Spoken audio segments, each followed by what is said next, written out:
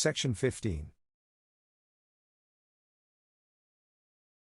The argument was continued, almost without a break, and with much energy and under powerful influence. I cannot hope to convey any idea of the influence that possessed me, and seemed to inspire my thoughts.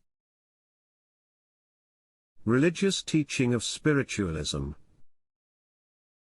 You question whether the tendency of our teaching be not deism, or pure theism, or even atheism. It is indicative of the ignorance which obtains among you, that one usually accurate in thought and well-informed should class theism with atheism. We know nothing of that cheerless, futile nonsense which denies the existence of a God whose acts are palpable to all, even to the meanest comprehension amongst the most debased of his creatures. Were it not that we know how man can blind himself, we should refuse to believe that anyone could so blunt his senses. Doubtless we teach that there is one supreme being over all, one who is not manifested as man has fancied, but who has always announced to his creatures from time to time such facts about himself as they are able to comprehend, or, more strictly, has enabled them to develop in their minds truer views of himself and of his dealings. We tell you, as Jesus told his followers, of a loving, holy, pure God, who guides and governs the universe, who is no impersonal conception of the human mind, but a real spiritual Father, who is no embodiment or personification of a force, but a really existent being, albeit known to you only by his operations, and through your conceptions of his nature and attributes. This is what we have spoken to you, eradicating, so far as we have been able, that which in your mind seemed to us to be dishonoring to the all-wise Father, but leaving undisturbed other theological fancies which are not of special import. If you say, that our teaching tends to show, that there is no such thing as absolute truth in such matters, we can but express our thankfulness, that we have so far made ourselves intelligible. No doubt there is for you, in your present imperfect state, no such thing as absolute truth, as there is no such thing as absolute perfection.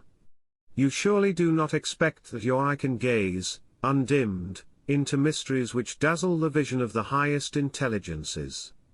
Surely, you do not hope that your circumscribed mind can grasp the infinite and incomprehensible, that which, to us in remotest cycles, shall still remain a subject of adoring wonder.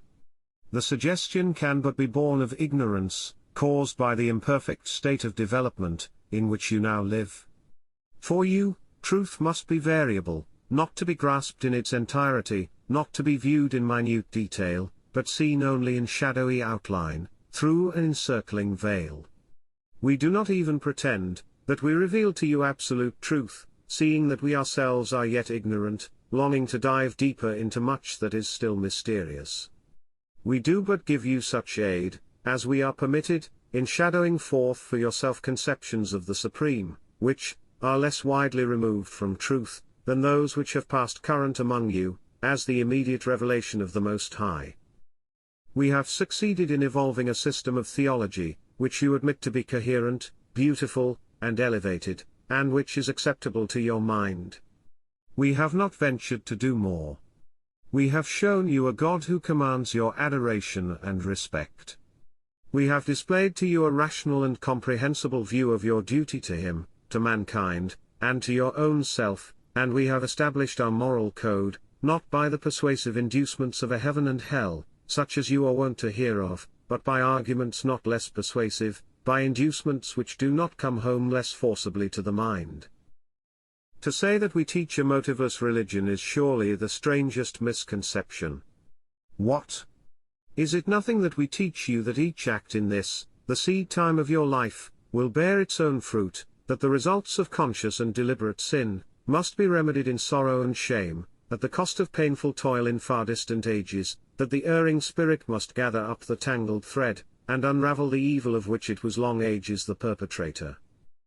Is it nothing that we tell you, that words and deeds are as the pebble thrown into the stream, which causes an ever-widening ripple, ceaselessly enlarging in its effects, and that, for such influence you are accountable, that every word, every act, is of incalculable import in its results and influence, that the good which your influence produces, is to you a source of gratification hereafter, while of the ill, you must view the baleful effects in agony and remorse? Is it nothing that we tell you, that reward and punishment are not delayed till a far-off day, faintly imagined, after a period of torpor, almost of death, but are instant, immediate, supervening upon sin by the action of an invariable law, and acting ceaselessly until the cause which produced it is removed. Is this no incentive to a life of sanctity and holiness? Which, say you, is the most potent incentive to a holy life of progress, that creed which we have indicated? Or that which teaches that a man may live as seems to him good, may wrong his neighbors, insult his God, and debase his own spirit, may break all laws, divine and human, may be loathsome in his moral nature, a blot on the name of man, and then, by a fanatical cry, by a fancied faith, by a momentary operation of the mind, may be fitted to enter into a dreamy heaven, where his sole joy is to be that which his nature would view with distaste, but which, now that the magic change has been effected, is to become the congenial occupation of eternity. Which faith will move the degraded most? To tell him that for each sin, discovered or undiscovered by his fellow, he will have to repent, that each must be remedied, not by another, but by himself, and that no happiness is possible for him till he grows a purer, better, truer man.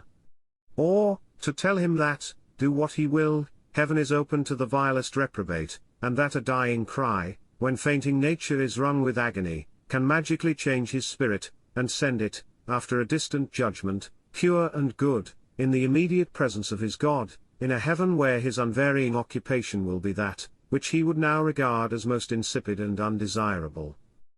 We know, and you know, which faith is most likely to appeal to a man's reason and judgment, which would be the strongest deterrent from sin, which would keep a wanderer in the paths of rectitude most surely. And yet you say that we preach a vague religion in place of a definite, a colorless gospel in place of one backed by a definite system of reward and punishment. Nay, nay, we are they who preach a definite, intelligible, clear system of reward and punishment, but in doing so we do not feign a fabled heaven, a brutal hell, and a human God. You are they who relegate to a far-off speck, the day of retribution, and encourage the vilest to believe that he may enter into the very presence of the Most High, sometime, somewhere, somehow, if he will only assent to statements, which he does not understand, which he does not believe, and, in truth of which, he feels no sort of real interest. We boldly assert, that we teach a faith, which is more calculated to deter from open sin, than any yet propounded for man's acceptance, one that hold out to him more rational hopes for his hereafter, one that is to him more real, more comprehensible, than any which has yet been put before him. That faith, we say again, is divine. It comes to you as the revelation of God. We do not expect, or wish, that it should become current among men, until they are fitted to receive it. For that time, we wait in patient prayer. When it does spread among men, and they can yield its precepts in intelligent obedience, we do not hesitate to say that man will sin less, in hope of a cheap salvation, that he will be guided by a more intelligent and intelligible future, that he will need fewer coercive regulations, fewer punishments by human law, and, that the motive spring within him, will be found to be not less forcible and enduring, than the debased system of heavenly inducements and hellish deterrents, which can stand no serious probing, and which, when once rationally examined, ceases to allure or to deter, and crumbles into dust, baseless, irrational, and absurd. In answer to my objection, that the outcome of spiritualism was bad in the mass, or, at any rate, of mixed benefit, it was written, July 10, 1873. We would speak to you on this point, and endeavor to show you the errors into which you have fallen. You fall, first of all, into a mistake almost inseparable from your circumscribed vision. You mistake the results which obtrude themselves on your notice, for the total outcome of the movement. You are as they who are bewildered by the din and outcry of a small sect of enthusiasts, and, who mistake them and their vociferations for a mighty power, for the voice of a representative body of opinion, and lo! They heed not the silent power which works deep down below, which is seen only in its results, and is not heard by its much crying. You hear much of a noisy, undisciplined mass, not numerous, indeed, but obtrusive, and you say well that it is not such cries that can regenerate the world. You shrink intellectually from their utterances, and are inclined to question whether this, that is so forbidding, can indeed be of God, and for good. A part only is visible to you, and that part but dimly. Of the hidden, silent votaries of a faith which comes to them, from the God who is revealing himself to them, in ways which come home to their several necessities, you hear and know nothing. Such are outside of your ken, though they may, and do, exist all around you, the faithful communers with the spheres, who know in what they have believed, and who drink in, hour by hour, fresh store of grace and knowledge, waiting for the time when they, too, shall be emancipated from the prison house of the body, and rise to take their part in the glorious work.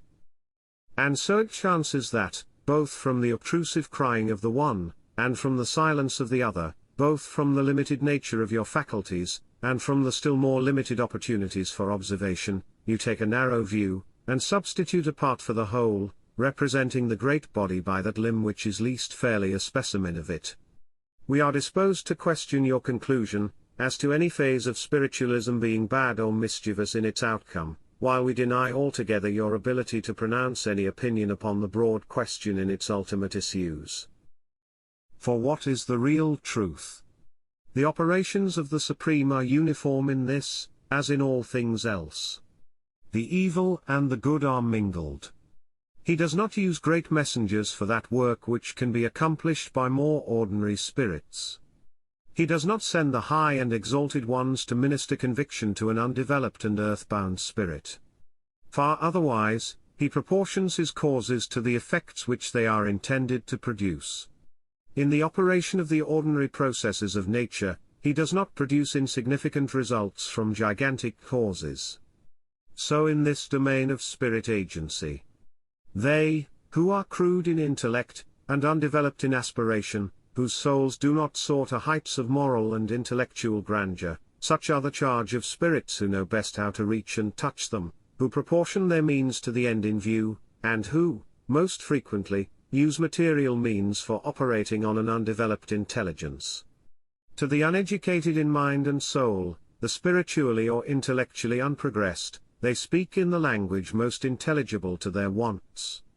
The physical operation of force that can be gauged by external sense is necessary to assure some, nay, very many, of existence beyond the grave. Such receive their demonstration, not from the inspiring voice of angels, such as those who, in every age, have spoken to the inner souls of the man who formed and guided that age, but from spirits like unto themselves, who know their wants, their mental habits and attitudes, and who can supply that proof which will come home to, and be acceptable by, those to whom they minister. And you require to remember, good friend, that extreme intellectual may coexist with scarce any spiritual development, even as a progressive spirit may be hampered by the body in which it is confined, or bound down by imperfect mental culture. Not to every soul is the spirit voice audible. Not to every spirit is the same proof made clear. And it is very frequently the case, that souls which have been so hampered, by superabundance of corporeal or deficiency of mental development, find their spiritual progress in a sphere where those faults are remedied. For nature is not changed all at once, as by a magic wand. Idiosyncrasy is gradually modified and elevated by slow degrees. Hence, to one who has been born with mental faculties in a high state of development, and who has improved them by perpetual culture, the means employed to reach the uneducated and unrefined must needs seem coarse and rude, even as the issues seem rough and undesirable. The voice is harsh, and the zeal evoked is not according to discretion. The nature is being gradually changed from a blank and cheerless materialism, or a still more hopeless indifferentism, and there springs within them an enthusiasm at the new life, which they feel swelling in their souls. They give vent to the joy they feel in tones, not cultured, but not less real, not pleasing, perhaps, to your critical ear, but not less grateful to the ear of the good Father, than the cry of the returning son, who has wandered from his home and disowned his kindred. The voice is real, and that is what he and we regard. We are not scrupulously nice to mark the exact accents in which the cry is syllabled. So to the spiritually undeveloped, the means used to ensure conviction are not the voices of the angels, who minister between God and man, for they would cry in vain. Means are used, which may lead the spirit to ponder on spiritual things, and guide it to discern them spiritually. Through the agency of material operations the spirit is led up to the spiritual. Such operations you are familiar with, and the time will never come when they will be unnecessary. To some, it will always be requisite, that such training should be the commencement of their spiritual life. And none can deny the wisdom of adapting means to ends, but those who are unwise and narrow in the view they take. The only danger is in substituting the physical for the spiritual, and resting in it. It is but a means, a valuable and indispensable means to some, which is intended to eventuate in spiritual development. So, then, to confine ourselves to the more conspicuous example which offends you, the rude, uncultured, undeveloped spirit is the voice which cries to him in tones which sound so harsh, and which produces such results, the voice of evil as you seem to fancy. With the question of evil, we have dealt before, and shall deal again, but here we fearlessly say that, save in cases readily discernible, and which bear on their face the marks of their origin, it is not as you fancy. Evil there is enough, alas!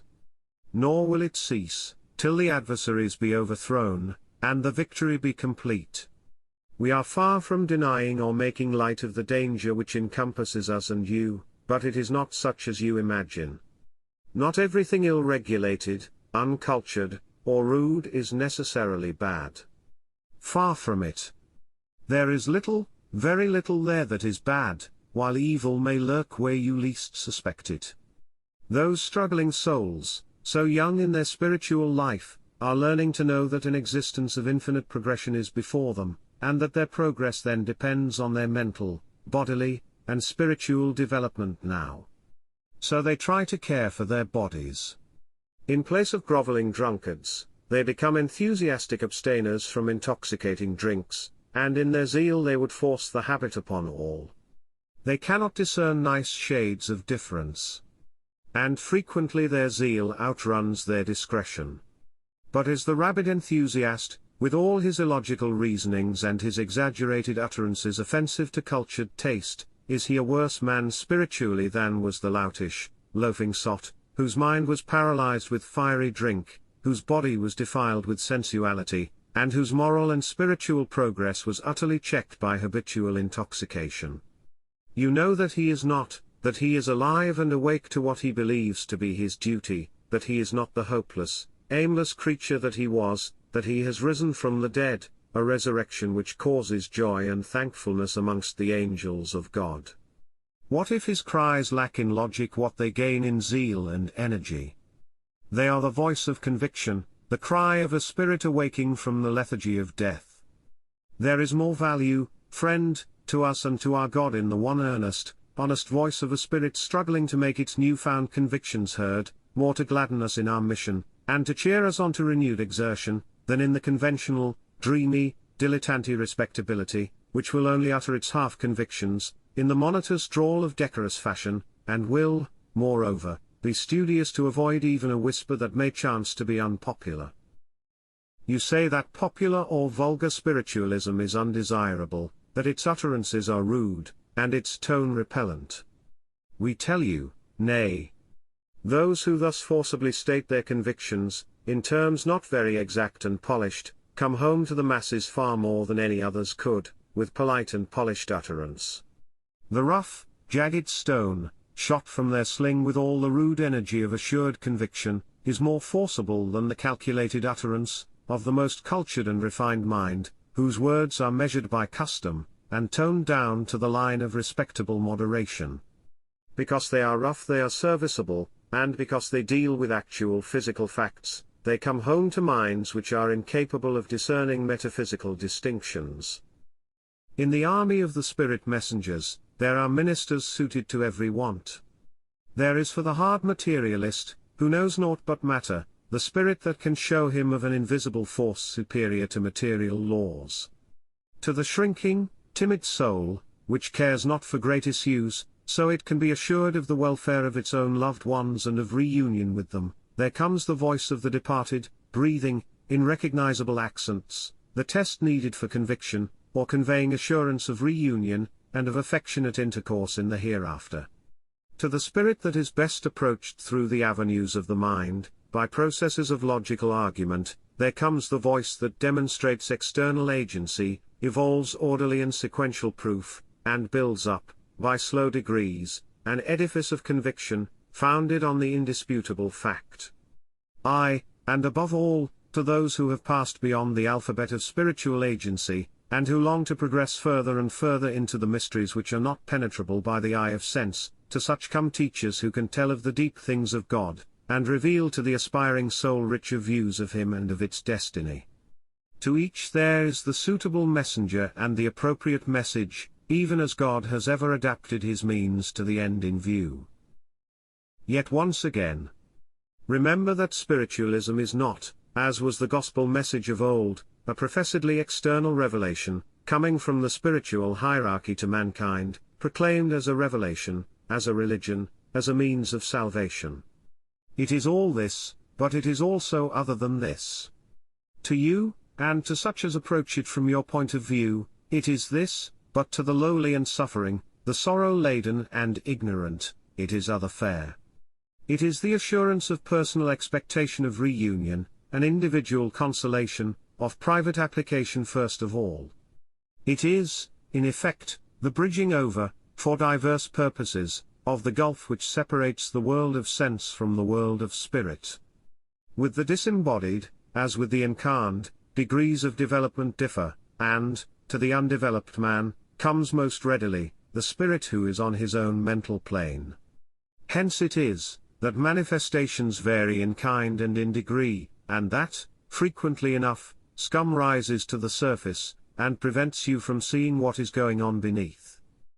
Could you see, as you now see, the signs, which have attended and followed similar movements, in other ages of the world, you would not fall into error of supposing that these signs are exclusively confined to our mission. They are inherent in your human nature, inseparable from anything which deeply stirs the heart of man.